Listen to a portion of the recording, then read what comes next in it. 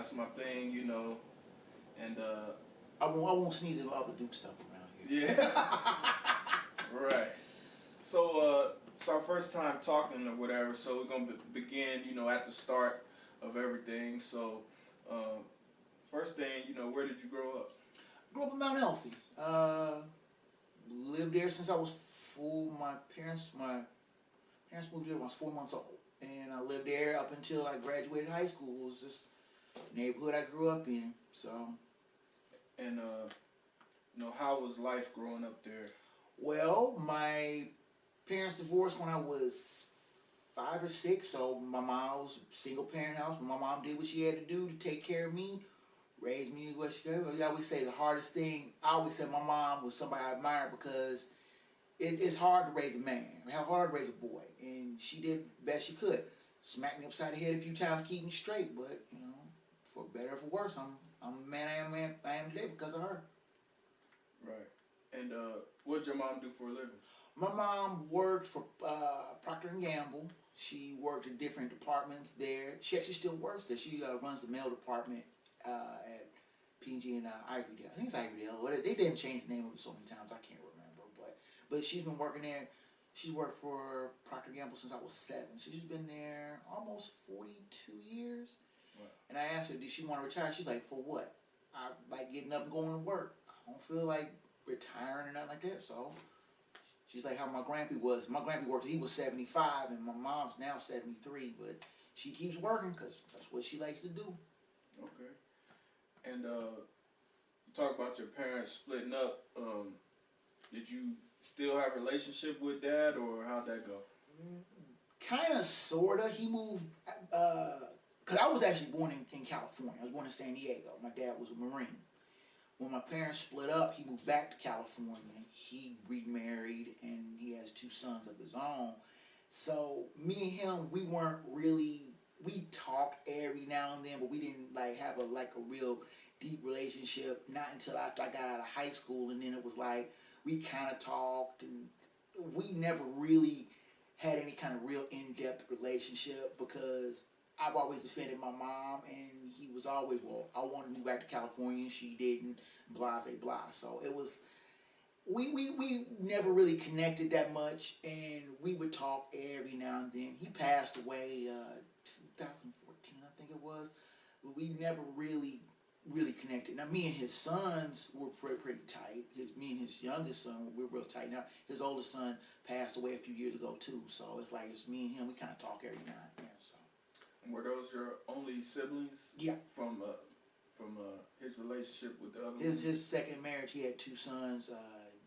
Jason was 7, 8 years younger than me, and John is 11 years younger than me. So, but I talk to John every now and then. We chop it up. He still lives in California, and we talk about. He says he's envious of me because I live 500 yards from a golf course. I'm like, I don't play golf.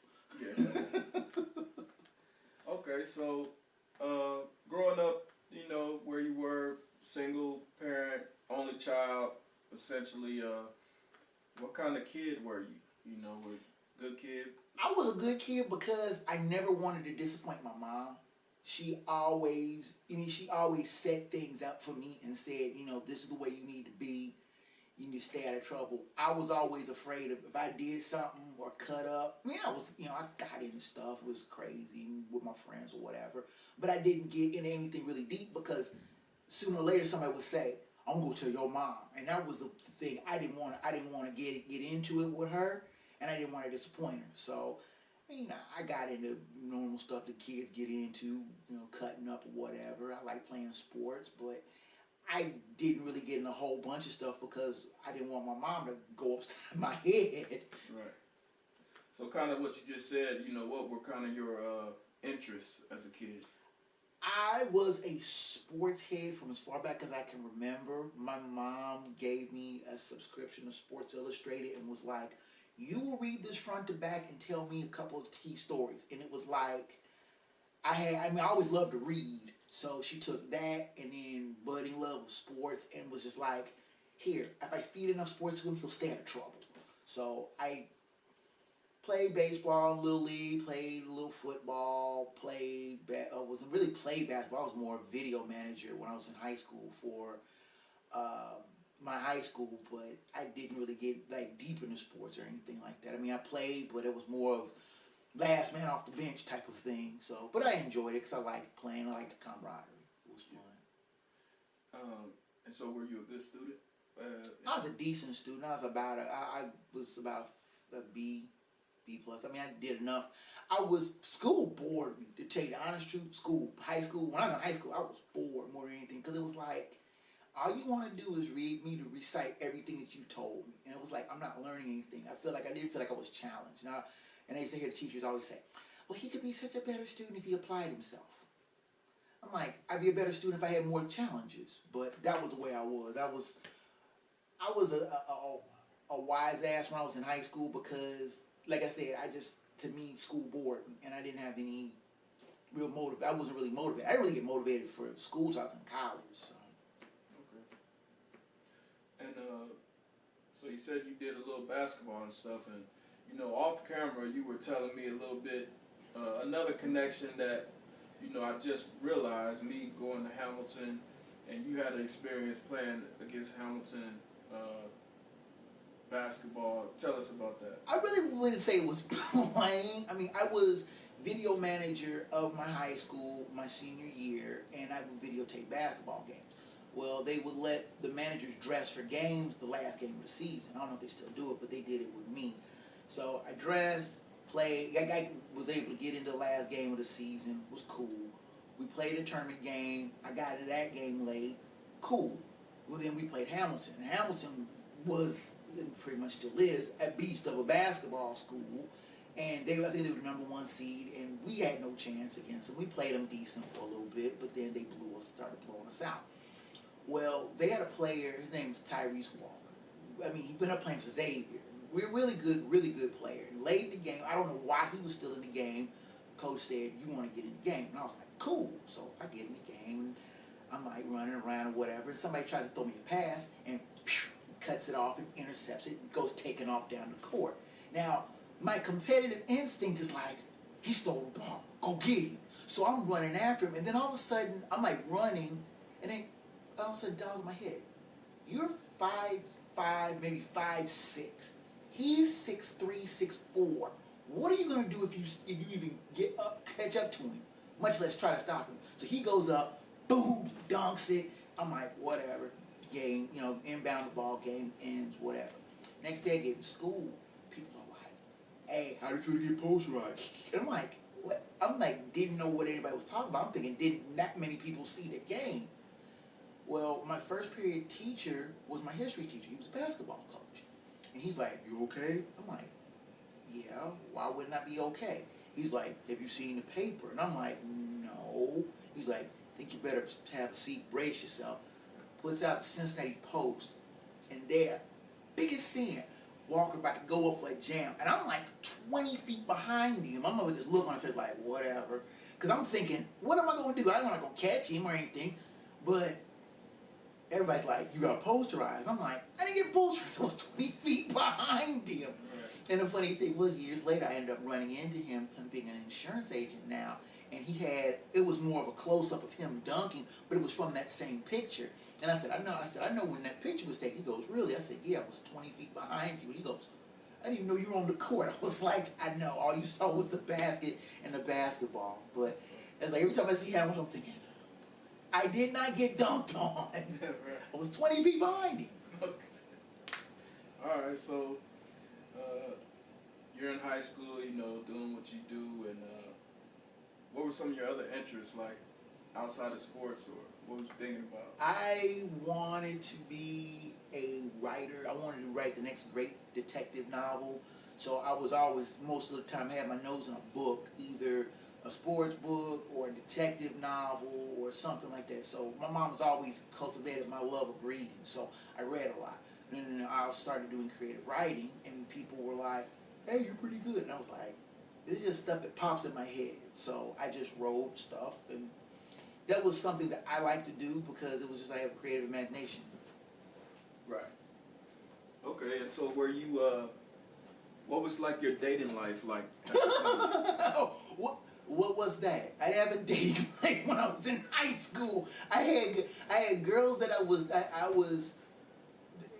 I had more girls that I liked, but they never knew who I was, and it was like, okay, I would see girls and how you doing, and they would see me and go, oh, he's so funny and everything like that. But it was like my biggest thing was I guess my senior year, and prom, going to prom. I went by myself, and I ran into a girl that I had been crushing on since I was like in the second grade, and she had come by herself. I said, "We're gonna take our prom picture together." She's like, "Okay," and I'm like thinking, "Damn, if I'd knew it would have been that easy, I'd have asked you a long time ago." But it was funny because now I've seen her and I showed her the picture. I still got the picture, and she'll go, "Man, I wish I was still that slim." And I was like, I said, age does that to everybody. Yeah. So Okay. So you finished high school. Did you go to college? yeah, went to UC, University of Cincinnati, proud Bearcat. And what'd you major in there? I graduated with a bachelor's in business administration. I have no interest in business. I went and I was there like 2 or 3 years, and my academic advisor was like, "You better pick a major." And I'm like, there's nothing, because I wanted to get into broadcasting. I wanted to get into but it was part of College Conservatory of Music. But to get into that, you had to know somebody, and know somebody who knew somebody. That's where you had to have connections, and I didn't have those kind of connections, and I didn't have the 3.7 grade point average they wanted. I only had a 3.30 when I was in high school. And I couldn't transfer into it, so I was like, I ended up going to broadcasting school, but I went like to an outside broadcasting school later on. But I majored in business administration, graduated from that in '96, and then I went to broadcasting school, and I got an Associates of Applied Science in Radio and Television Broadcasting, and I did that in '98. Which is funny because that school is no longer in existence, Brown Institute. That was in Minnesota. That's how I ended up going to Minnesota. I went to Minnesota, lived up there for 5 years. So. And was this like right after college or right after I podcast? Was that why you went to Minnesota because of that? Mm-hmm. Okay. I graduated in '96. My oldest daughter was born right after I graduated college. And I was thinking about, okay, I want to get into broadcasting. I saw something about this school. I looked into it, thought it was viable, decided I was going to go up there. I talked to her mom and was like, look, I want to go up to Minnesota and work in broadcasting school. And she was like, chase your dreams. So I went up to Minnesota, lived up there, like I said, about 4 or 5 years. And I'm moving back to Cincinnati 2000. Worked in radio for a while. Worked at a radio station, worked at a couple radio stations. And then moved back down here and been back down in Cincinnati 22 years. Okay. So back to Minnesota. So you were in doing radio. Was you doing like DJ stuff or? Yeah, I was on air. Yeah, I was on air, and I was a production manager. So I produced commercials, put them together, lay down the sound. Sometimes did voiceovers. I did a midday shift, and then when I got done with the midday shift, I go back in the studio, work on more commercials, and do voiceovers, put sound beds down. Sometimes I have talent come in, lay down the tracks and everything. I love doing that because I love the technical aspect of it, of putting something together, putting different sounds and creating something seamless. I mean, I like being on air. It was fun. It was being, I could be silly on the air and everything like that, but my more passion was the nuts and bolts, the behind the scenes. Like I could be driving down the street and hear a commercial, be like, I did that. Or not even so hear my own voice, but hear, the jingle or hear whatever and hear the voiceover. And I liked it. I love being in Minnesota. I love the work I did, so. Okay. And so I guess you were up there doing radio in Minnesota. You happen to come across a famous musician up there. Can you tell us that story? That is one of the stories. It is one of those everyone has their at a party and have I met somebody. I'm not one to always like to name drop, but If you've ever seen the movie Purple Rain, you know that they did at a very famous venue called First Avenue.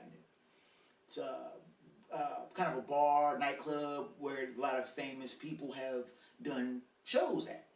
Well, me working at this radio station, I was backstage. And First Avenue has all these catacombs and everything, hallways, whatever. So I'm standing there waiting for a friend of mine who was a house DJ. I was there waiting for him.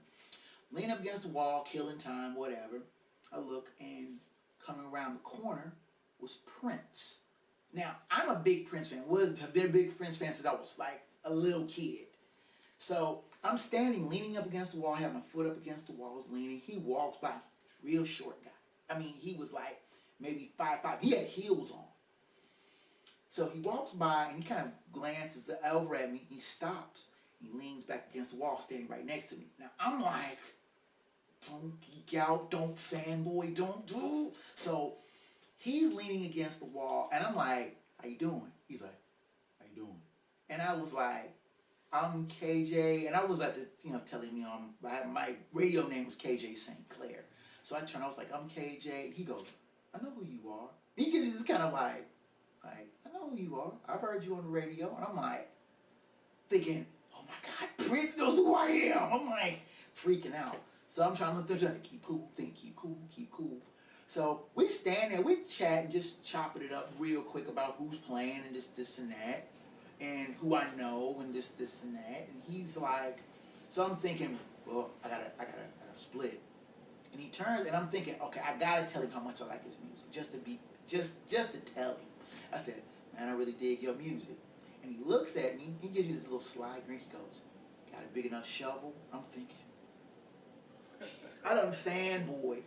So the next day I'm telling people at the radio station I'm working at, I'm like, yeah, I ran into Prince. Everybody's like, yeah, sure, you ran into Prince. What? I was like, no, I'm serious. He was backstage at First Avenue. And everybody knew he liked to hang out at First Avenue. So it wasn't like a total shock of him being there, but yeah, I had a conversation with him. Yeah, okay, whatever. A couple weeks later, I'm in St. Paul at a venue called Roy Wilkins Auditorium. And I'm with a bunch of people that I work with. We were doing some charity show or whatever. I can't remember what the exact reason was. But we were there, and we were backstage, and we were walking down this hallway. Well, here comes Prince around the corner with these absolute, just jaw-dropping, beautiful women. One on each arm. They're towering over him, but it's cool. He has these bodyguards in front of him. They're all walking, and he has basically this big entourage. One of my friends is like, hey, boy, why don't you say something? Why don't you say, hey, what's up, or something? I'm thinking, I ain't gonna say nothing to him. He's one of those, you speak to him, he doesn't speak to you. So we're passing one another. Prince looks at me and goes, what's up, KJ? You staying out of trouble? And I said, yeah, I'm trying to. He goes, cool. Did you find that shovel yet? And we would say, he says it's all in passing. And I'm like, nah, I'm still looking for it. He said, keep looking. And he keeps on walking. And everybody's looking like, you talk, he knows. I'm like, I had to be one of them. Didn't be there, man. I'm thinking, the ice factor just dropped, like right there. I'm like, cool, be cool. but I tell that people, everybody's like, you ready to Prince twice in about a matter of 2 weeks? Like, yeah, craziness. Okay. So the great Prince, you were able to meet him, and it wasn't so much meeting; it was more of an in passing thing that I was just fortunate enough to be on the right side of history, being just in the same place, same time. So it was like, and I will admit, I did shed some tears when I heard he passed, because I'm thinking he was good people. I also he had a concert at his compound, huge place, Paisley Park, and he would, just like for people that was in his fan club, he was like, show up with a couple of canned goods. You show up, you come out, play 30, 45 minutes. All right, get out. Leave the cans when you're going out. And he like, then make this huge donation to like Twin Cities Food Bank or Free Store or something like that, and do it anonymously. And people like, who left all this food? Prince did. Oh wow. He's like, so that was something I did a couple of times. Saw a couple of times him playing. Man could play acoustically like nobody's business. That was one of the things I was like big admirer and big fan. okay, yeah, that's real cool stuff. So, at some point, you mentioned your interest in creative writing and things of that nature. And at some point, you decided to take on writing a novel. Yes. Let's hear about that. When I lived in Minnesota, I worked at a document destruction company, and I worked nights. I would go to broadcasting school during the afternoon and then work at night. And more often than not, I was sitting in the office bored. So I just started writing stuff, being kind of silly, reminiscing about being back in Cincinnati, and it just kind of kept going and kept going and kept going. And I wrote about 6 chapters of a murder mystery novel. And I hadn't titled it. I just put the title character's name is Kevin Stormbrock, and I just wrote Stormbrock Mystery, and that was just what I left it as. Well, I got a bit of writer's block, and I just print everything out, put it in a folder, and I put it away. A few years later, I picked it up, read through it, and all of a sudden was like, oh, I got some ideas of how to go with this. So I went and I rewrote it, finished it, put another 7 or 8 chapters on it, rewrote it again and again and again. I think I wrote like 5 or 6 drafts. I finally finished it in 2009. It actually took me 11 years to write this novel, but I finally wrote it, finished it, and published it. It went to a self-publishing company and put it out. And it's called Murder on Sight. And I had a then girlfriend give me the title, because I was like trying to figure out the name of the title. She's like, well, it's about a murder mystery on a construction site. And she was like, well, how about Murder on Sight, but not Sight, S-I-G-H-T, but S-S-I-T-E. So I put it together, and it was like I said, it wasn't something I wanted to be a Pulitzer Prize winning novelist or anything. I mean, I was a big fan of Sue Grafton, who did the Alphabet novels. I was fortunate enough to meet her. And I was thinking, I could never be as talented as her, but I just wanted something that I could say, hey, I did this. This was something that I did, something I worked on, a labor of love. And basically, it's a 325-page novel of just... basically, I would say Kevin Stormbrock is who I would have been had I been maybe in about 5 or 6 inches taller, tougher, and cooler. Oh, okay. Kevin Stormbrock. Yep. Okay. So, how I met you, you took an interest some point in the film business. Mm-hmm. What was that sparked by? It was funny because our mutual friend, Rasheen Gross, me and him, we go way back, doing radio and stuff. So he used to always tell me, oh, I'm doing this film, oh, I'm doing this commercial, oh, I'm doing this, and that. And I was like, I just kind of was like, man, I would like doing that. I would like to check that out. He's like, well, I could always use the help. You want to come through this one? And I was like, okay. So it was just basically, I ended up being kind of a tag along, and then I'm seeing stuff, and this stuff, like the filming, the setup of the shots, the way, the editing, everything, it just drew me back in. Me, like I said, having a radio and TV background, that was already there, and then putting it all together was the thing that is, like I said, it sparked interest. And I mean, I work in IT now, but the film industry and always putting that together has always been something that I've always been interested in. So it's something that has drawn me in, and I love it. I love the nuts and bolts of it, being in front, and being behind and in front of the camera. I like it all. It's something I think is real fascinating. Okay. For sure. And so you mentioned, you were a big sports fan, Bearcats, NFL team? I'm a Minnesota Vikings fan, and everybody looks at me around here going, how did you become a Minnesota Vikings fan and you live in Cincinnati? I lived in Minnesota for 5 years. I would think you'd be like my pop was a Chargers fan. Because he lived in San Diego. And I still think he's looking down from the ultra high skybox and going, they moved to LA. I can't believe. But one of the few things we ever talked about was football. And he would always tease me about the Vikings and everything like that. I'm like, whatever. And he was like, why aren't you a Bengals fan? Bengals traded away my favorite player in '91, and I swore him off. And it was like, well, people get traded away. That's just, and that is kind of one of those, oh really type of stories. I ended up meeting the player that, one of my favorite players, that one got traded away, James Brooks. He got traded away in '91. I asked him, I hadn't run into him at a bar, and I asked him, I said, man, I would kick myself if I didn't ask you this. Why did they trade you away in '91? He's like, because I asked old man Brown for a $100,000 raise. I'm like, for one of $100,000. Wow. But now when I moved up to Minnesota, and I just kind of fell in with the Vikings, and when I moved back, I just stayed with them because they were good. They had a good fan base. They had more tradition. It just seemed like they were a better team to follow. Then it broke my heart more times than not, but it's still fair. The Bengals have been to the Super Bowl 3 times since the Vikings went last. Wow. Drives me nuts. Wow. So the NBA Finals are going on. Yep. It's 2-2 right now. I'm not sure what it'll be by the time this gets out, but what's your prediction on the rest of the finals? I said before, and I said again, I think Golden State wins in 6, because as talented as Boston is, it seems like they lack a real full killer instinct. Like they can't put somebody away. Like they play in spurts, and Golden State has been in this situation too many times where they know how to close out games. They know how to finish games. Game 1 being a really, really bad outlier where they just couldn't hit a bull in the ass with 2x4, but it was like, now you're watching them going, they've got a killer instinct. They've got the home court advantage back.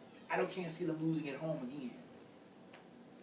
So I still think Golden State wins Monday night, and I think they close it out in Boston on Thursday.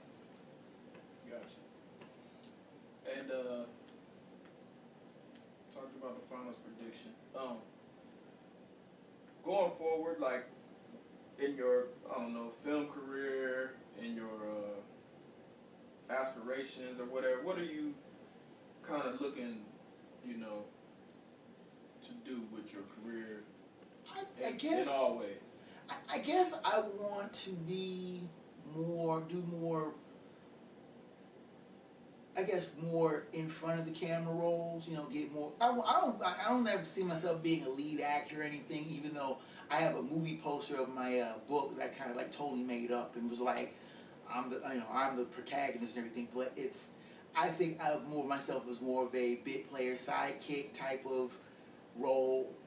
I don't think I have the gravitas to carry a movie, but I could be a strong sporting actor.